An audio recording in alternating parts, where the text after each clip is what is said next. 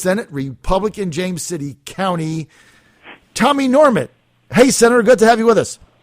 Good morning, John. It is great to be with you on a vibrant Tuesday morning, my friend. Well, we're 2 weeks out from Election Day. I'm now predicting that you are going to maintain control, I believe, of the state Senate in Virginia, and I think you're going to go up. You're up right now 21-19. I think you're going to go up 22-18, and I'll tell you why. All the momentum is with the Republicans right now. I think you're going to win 10 and 29. Why don't we go straight there? Talk about, Senator, some of these races, if you will. Well, John, I really was enthusiastic when I heard you earlier say that you were going to make a prediction, but I really liked the tagline where you said you were never wrong. So I'm going to hold you to that 2 weeks from tonight, my friend. I'm never wrong. Everybody knows that. Yeah, absolutely. That's why you have me on this morning, my friend. Let me talk about a couple of the races. There's a very hotly contested race right here in Hampton Roads that's going on between the seasoned and experienced and effective Senator Frank Wagner and his stumbling opponent, Gary McCullough, who comes up with more excuses for his mishaps than imaginable. I was just listening to the radio spot on Senator Wagner where the young lady was offering the testimonial about the residential placement of her son. That really capsules Frank Wagner, and in spite of the enormous amount of money that is being spent and some of the really negative attack ads that are going on, I feel very comfortable Senator Wagner's going to win that race. We've also over in Norfolk, as you well know, we've got the young, very bright and attractive candidate in Richard Ottinger, who is facing landslide Linwood Lewis, who won by 11 votes in a special election. And Richard is running a terrific race over there. It's a little bit of a challenging district, but I think because of his family ties and his presence in that community that he's got a wonderful opportunity at winning. I know you have been following the race up there in Northern Virginia with Hal Parrish. That's the seat where Senator Colgan, who's been in the Senate for 40 years, retired. Hal has got terrific DNA. His dad, Harry Parrish, served in the General Assembly for many years, was a consummate gentleman, and Hal is just a wonderful, wonderful public servant, and he is running a terrific campaign up there in Prince William County. It is kind of interesting, John, I know you follow these things, but the obscene amount of money that is being dumped in from outside organizations. Earlier this week, the Democrats bought $250,000 worth of broadcast time against Hal Parrish. And I think your listeners certainly ought to be aware of where some of that money is coming from. Planned Parenthood put in $500,000 about 10 days ago, and that's on the heels of the undercover video which exposed some of their practices.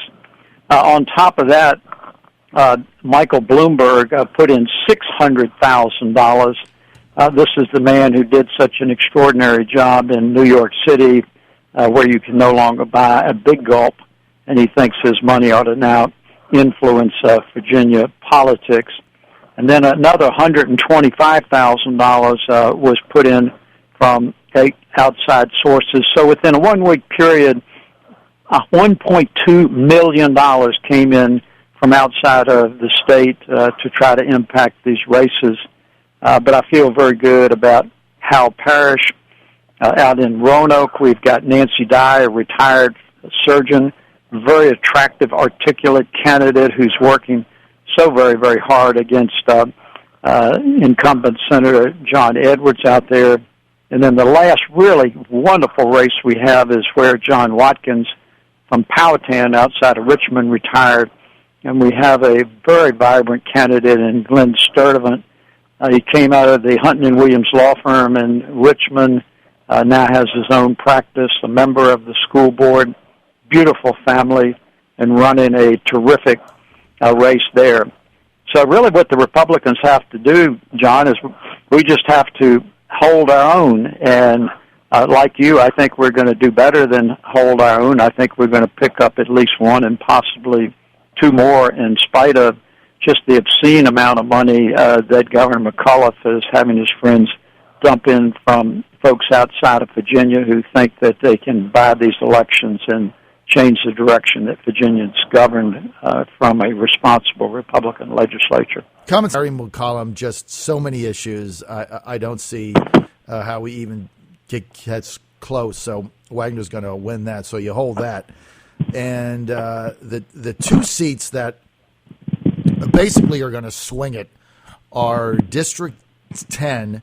This senator, as you alluded to, is the the seat for the retiring Republican Senator Watkins, Glenn Sturdivant versus Dan Gecker. Now, look, the Democrats have a pretty significant edge in spending. No question they're getting big outside dollars, so you have to overcome that. They also have a vibrant edge in field personnel. McAuliffe's PAC Common Sense Virginia has put in, they're spending $250,000 a month on payroll. They got 80 people in the field to try to get the vote out. So on paper, I first thought, you know what, it's just too much money, too many people.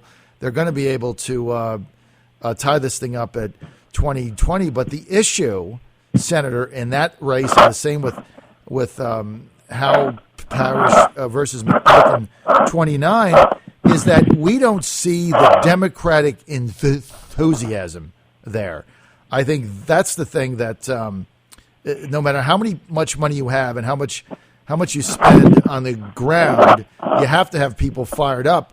And I don't see evidence of that in those two districts. And I think as a result of that, you got to give Sturdivant the edge. The other thing going on is there is a major sheriff's race.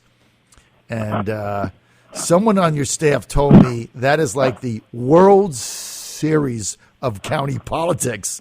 And that was going to, that was Michael, and that was going to drive a huge turnout. And I think he's right. What say you? I have to agree with you.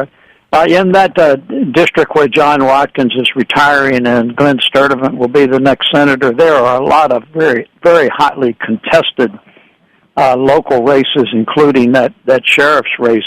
And I know that Senator Watkins has been working very hard to help improve the turnout amongst the Republican voters there, and I think those local races are going to help tremendously.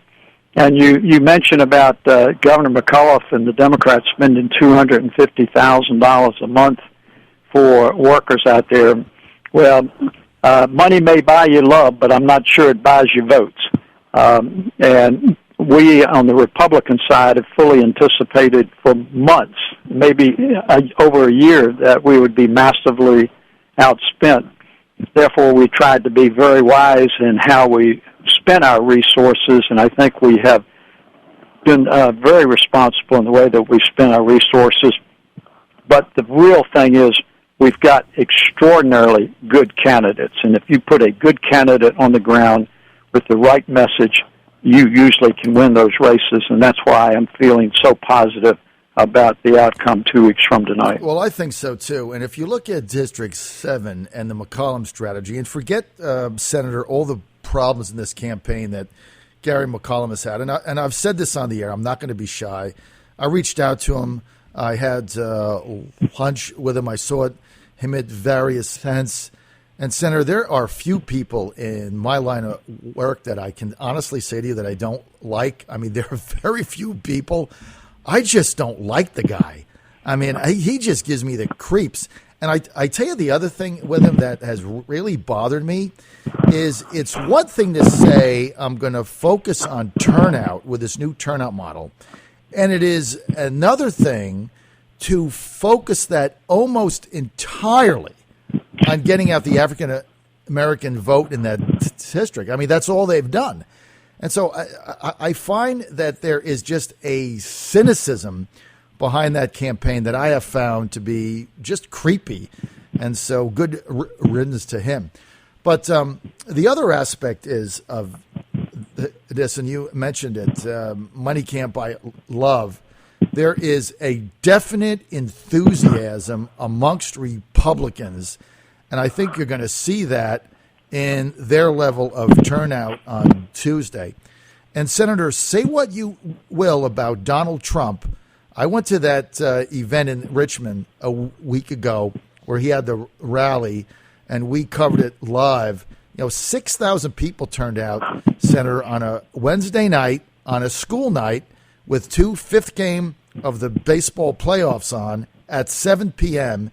at Richmond International Speedway, which is out, as you know, not in the best area in the state. 90% of the people that I saw there, I had not ever seen before anyplace. You have to ask yourself, there's something happening, and I think it's going to turn up in 2 weeks. What say you? Well, I don't think there's any question, John, that there are many, many Virginians and Americans who are extraordinarily disappointed and just dismayed about the functioning of government. What's going on in Washington is just inexcusable, whether you're a Republican or a Democrat. And I think that there are many in Virginia and some of us within the Virginia legislature who are concerned that this impasse and inability to accomplish anything is floating across the Potomac River and down 95 and approaching Richmond with the Governor McAuliffe in there. If you look and see the way he handles some of his governance issues, it is exactly like the Obama administration with what I consider the abuse of executive orders.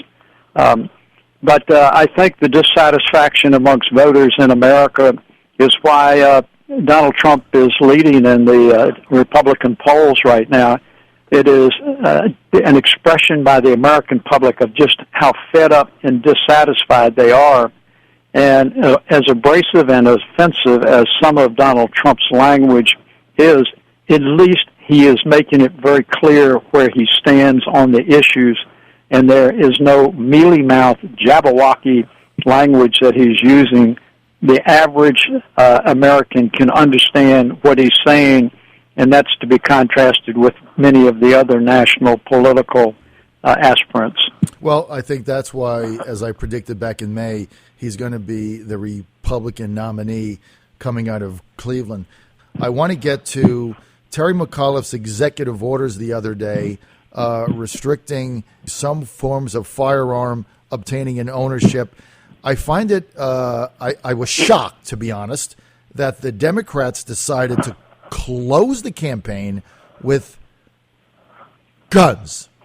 How do you stand on his executive orders, and do you think it'll work? Well, first of all, I think that whether you're a Republican, a Democrat, a libertarian, or an independent, that all of us abhor gun violence. And in Virginia, we have tried to address that in many ways. We have done nationally recognized mental health reform, and we continue to monitor it. What I took away from Executive Order number 50 was this.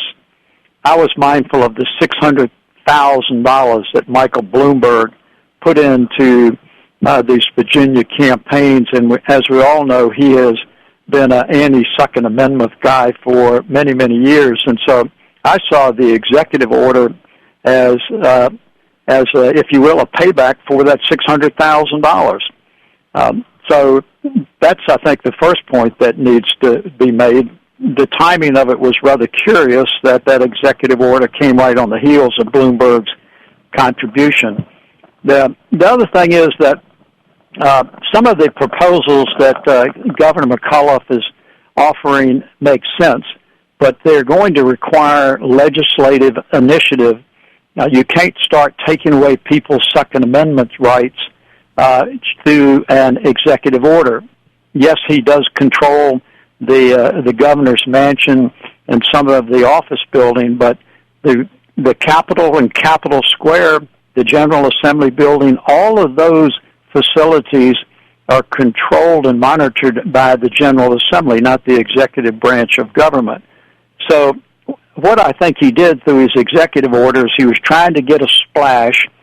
He was trying to stir up some of the anti-gun enthusiasts by invoking these terrible instances of violence, which I don't think are attributable illegal gun sales. And it's just something the legislature is going to have to address. And I think perhaps there are some things we can improve on domestic violence and firearms, but allowing a police officer to come into a home and seize firearms without anybody getting arrested and without a search warrant clearly seems to violate a number of the amendments to the Constitution. I just think it is more of a political ploy to try to rally that segment of the constituency on some misinformation, as he recognizes that his Democratic Senate candidates are not doing as well as he expected. All right, we're out of time. We want to thank State Senator and Majority Leader of the Virginia State Senate, Republican Tommy Norment, James City County, for being with us. And Senator, I predicted 22-18. Give me your final prediction. 22-18. I never argue with you, John. 22-18. I've got the senator right with me on that. Take that one to the bank.